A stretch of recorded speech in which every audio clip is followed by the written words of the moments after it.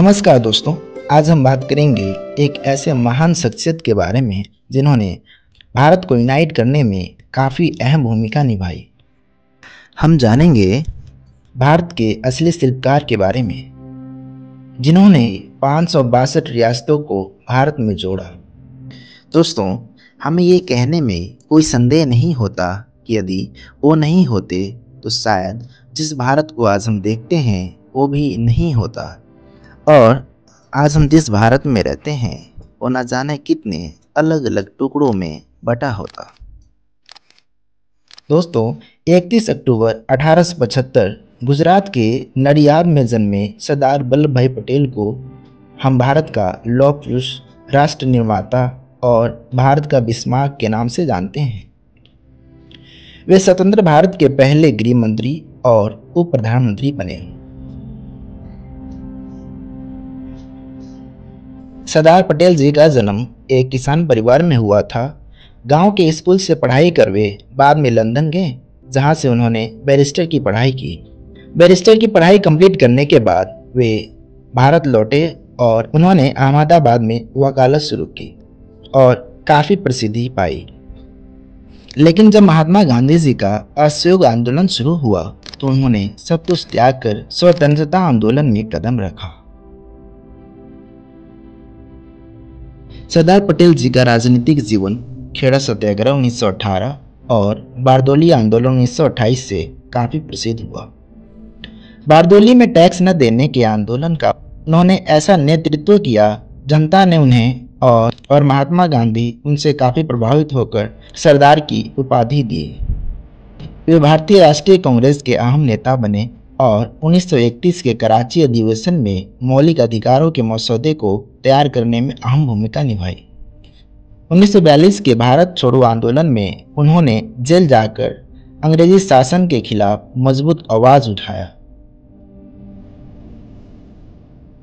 आज़ादी के वक्त वे अंतरिम सरकार में महत्वपूर्ण मंत्री बने।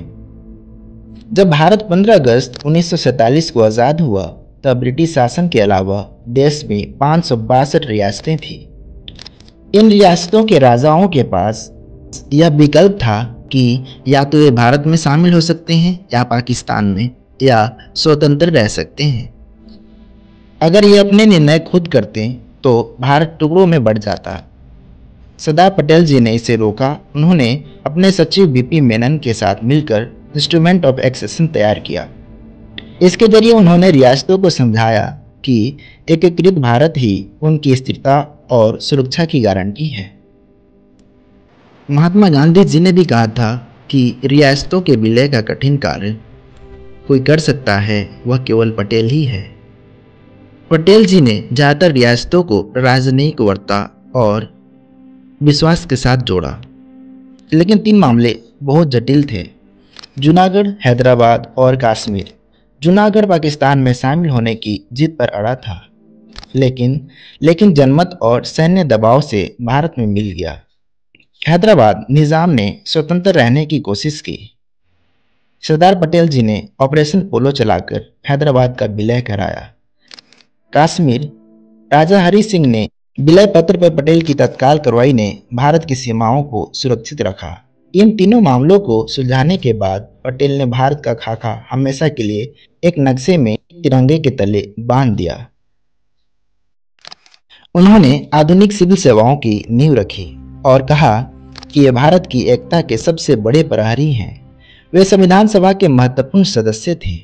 उन्होंने देश के प्रशासनिक एकीकरण, आंतरिक सुरक्षा और सीमा स्थिरता की नींव रखी।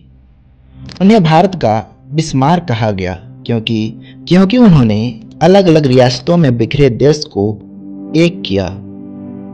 उन्हें 1991 में भारत रत्न से सम्मानित किया गया।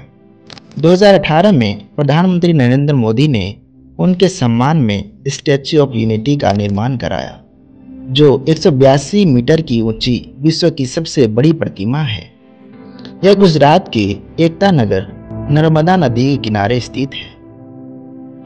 भारत सरकार ने सरदार पटेल जी के योगदान को याद करने के लिए 2014 से हर साल 31 अक्टूबर को राष्ट्रीय एकता दिवस यानी कि नेशनल यूनिटी डे के रूप में मनाना शुरू किया। इस दिन रन फॉर यूनिटी जैसे आयोजन देश भर में होते हैं। दोस्तों, सरदार पटेल जी और उनके प्रयासों से ही भारत का नक्शा आज एक है। उन्होंने हमारे संविधान और सीमाओं दोनों को मजबूत नींव दी।